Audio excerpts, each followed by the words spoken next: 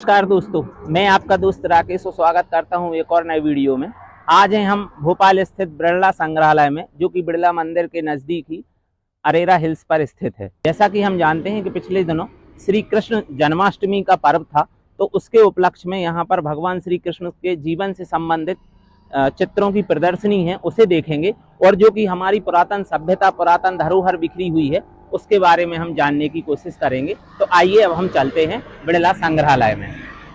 बिरला संग्रहालय में श्री कृष्ण भगवान के जीवन से संबंधित जो प्रदर्शनी है छाया चित्रों की, वह है।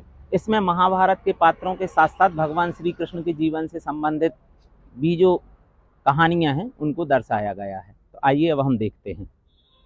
जैसे ही हम मुख्य द्वार से अंदर प्रवेश करते हैं, तो जैसे ही हम प्रवेश करने के बाद हम देखते हैं कि चारों तरफ 11वीं 12वीं सदी की प्रतिमाएं हैं, जिनमें से प्रमुख है जैसे ये सिंहानी की प्रतिमा है, जो 10वीं सदी में हिंगलाजगढ़ मंदसौर से प्राप्त हुई है। और भी दूसरी प्रतिमाएं हैं, जैसे कि ये भगवान विष्णु हैं, जो कि गरुड़ासन पर हैं। यह समसगढ़, जो कि भोपाल के नज़दीक ही है, यहाँ से प्राप्त हुई है। और जैसे हम आगे बढ़ते हैं तो यहाँ पर ज़्यादातर प्रतिमाएं हैं वह भगवान विष्णु को ही समर्पित हैं। यह एक तोरण द्वार है, जो कि शायद किसी मंदिर का रहा होगा। यह सागर से प्राप्त हुआ है। यह 10वीं सदी का बताया जा रहा है।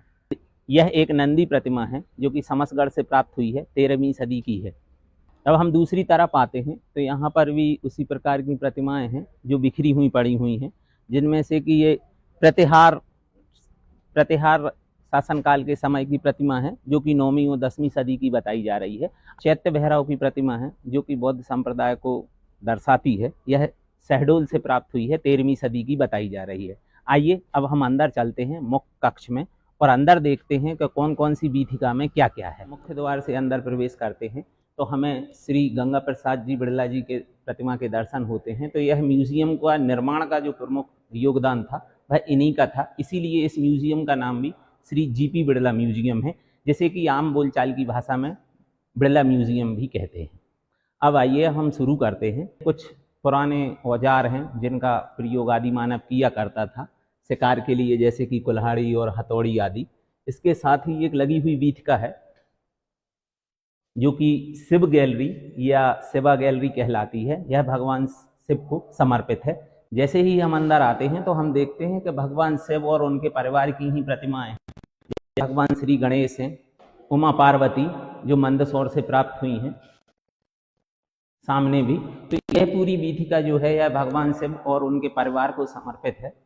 तथा यहाँ पर कुछ पुरानी तस्वीरें भी हैं, जो कि भोपाल और उसके आसपास में जो शिव मंदिर हैं प्राचीन, उनके बारे में बताया गया। जैसे कि यह एक प्राचीन तस्वीर है, जो कि सहस्त्र शिवलिंग के नाम से विख्यात है, जो आशापुरी में है। आशापुरी भोपाल से लगभग 35 किलोमीटर दूर भोजपुर के नज़दीक, यानी कि भोजपुर से लगभग 6 किलोमीटर की दूरी पर स्थित है। भगवान श्री गणेश, माँ उमा, भैरव जो कि बटेश्वर से प्राप्त हुई है।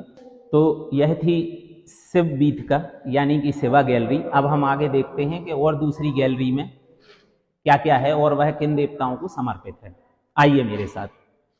अब हम विष्णु वीथिका में प्रवेश करने जा रहे हैं, जो कि भगवान विष्णु को समर्पित है। यह इस म्यूजियम यानी कि संग्रहालय की सबसे महत्वपूर्ण वीथिका है। जैसा कि हम लोग जानते हैं कि इस देश में जितने भी बिड़ला म्यूजियम या बिड़ला मंदिर हैं, वह सभी भगवान विष्णु को समर्पित हैं और उन्हें श्री लक्ष्मी नारायण मंदिर के नाम से जाना जाता है। तो जैसे ही हम इस वीथिका में प्रवेश करते हैं तो हम देखते हैं कि सामने ही भगवान विष्णु का एक अवतार था बराह, उस रूप के दर्शन होते हैं। और भगवान बराह की एक विशाल प्रतिमा है, और इस प्रतिमा का जो शरीर है उस पर देवताओं की प्रतिमाएं अंकित की गई हैं, जो कि सैकड़ों की संख्या में हैं चारों तरफ से। जब हम देखेंगे, यह प्रतिमा भोपाल के नज़दीक ही समसगढ़ ग्राम से प्राप्त हुई है, जो कि 13वीं सदी की बताई जा रही है। इसके बाद हम भगवान विष्णु का ही बराह रूप की प्रतिमा है। तो इसमें भगवान विष्णु जो कि भूदेवी यानी कि पृथ्वी को उसकी कक्षा में स्थापित करते हुए दिखाई दे रहे हैं। जैसा कि हम जानते हैं कि हिरण्याक्ष नाम का एक राक्षस जब पृथ्वी को रसातल में लेकर गया था, तो भगवान विष्णु ने बराह का रूप रखकर पृथ्वी को पुनः उसकी कक्षा में स्थापित किया था। तो यह भगवान विष्णु पृथ्वी यानी कि भूदेवी को अपनी कक्षा में स्थापित कर रहे हैं। यह जो प्रतिमा है, यह विदिशा के नज़दीक उदयगिरी की गुफाओं में ही यही प्रतिमा है। वह विश्व की सबसे बड़ी बराह प्रतिमा मानी जाती है। इसके बाद जब हम आते हैं तो भगवान विष्णु का चतुर्भुज रूप है, इसमें भगवान विष्णु के जो चारों हाथ हैं उनमें जो क्रमशः चक्र, शंख, गदा और पद्म है उनको दर्शाया गया है। तीसरी जो प्रतिमा है वह भी भगवान विष्णु के चतुर्भुज रूप की प्रतिमा है और इस प्रतिमा में हमें स्पष्ट दिखाई दे रहा है कि भगवान विष्णु के जो चतुर्भुज रूप में जो चार हाथ हैं उन चारों हाथों में क्रमशः शंख, चक्र, गदा और पद्म दिखाई दे रहे हैं तथा साथ में उनके ये सेवक तो दिखाई दे रहे हैं जैसे कि वराह, नरसिंह आदि जो भगवान के और अवतार थे। फिर उसके बाद जब हम पीछे की तरफ और आते हैं तो भगवान विष्णु की प्रतिमा है वह एकदम मुख्य द्वार के सामने है भगवान विष्णु की चतुर्भुज रूप की प्रतिमा। इसमें स्पष्ट रूप से भगवान विष्णु को चतुर्भुज रूप में दिखाया गया है और साथ ही भगवान विष्णु के अवतार जो है वह भी पीछे दिखाए गए हैं। जैसे कि हम देख रहे हैं भगवान विष्णु के अवतारों में हमें नरसिंह और कूर्म स्पष्ट रूप से दिखाई दे रहे हैं तथा बीच में भगवान बुद्ध भी बने हुए हैं, नीचे उनके सेवक हैं। भोपाल से ही प्राप्त हुई है जो कि 10वीं सदी की बताई जा रही है। इस प्रतिमा के बाद जब हम अगली प्रतिमा की तरफ आते हैं तो भगवान विष्णु का जो नरसिंह अवतार था उसके दर्शन हमें होते हैं। भगवान हिरण्यकश्यप नाम जो कि हिरण्याक्ष का ही छोटा भाई था, जैसे अभी कुछ देर पहले हमने हिरण्याक्ष की चर्चा की थी, उसी का छोटा भाई था जिसे हिरण्यकश्यप के नाम से जाना जाता था। यह भक्त प्रहलाद के पिता थे। उनका भगवान विष्णु नरसिंह के रूप में वध करते हुए दिखाए गए हैं। यहाँ पर हम देख सकते हैं कि भगवान विष्णु ने हिरण्यकश्यप को अपनी गोदी में बिठा रखा है और अपने हाथों से उसका पेट को फाड़कर उसको मार डाला था। जैसा कि हमें विदित है हिरण्यकश्यप ने भगवान से वरदान मांगा था कि वह न दिन में मरे, न रात में मरे, न जमीन पर मरे, न आसमान में मरे, न घर के अंदर मरे, न घर के बाहर मरे, न वह किसी जीव से मरे। ऐसी बहुत सारे उसने अपनी मृत्यु के लिए शर्तें निर्धारित की थी, लेकिन भगवान विष्णु ने उन सबको तोड़ दिया था। उसको अपनी गोदी में बिठाकर महल की देहरी पर बैठकर संध्या के समय अपने नाखूनों से मारा था, क्योंकि उसने वरदान में प्राप्त किया था कि न किसी शस्त्र से मरे, न अस्त्र से मरे, न ईश्वर की किसी रचना से मरे, न दिन में मरे, न रात में मरे, न घर के अंदर मरे, न घर के बाहर मरे। तो ये जब इसका हम गहन अध्ययन करेंगे तो हमें बहुत अच्छे से पता चलेगा कि किस प्रकार भगवान विष्णु ने नरसिंह का रूप रखकर हिरण्यकश्यप का वध किया था। इसके बाद भगवान विष्णु की अन्य प्रतिमाएं हैं, लेकिन एक प्रतिमा और है इसी म्यूजियम में जो कि हमें सबको आकर्षित करेगी।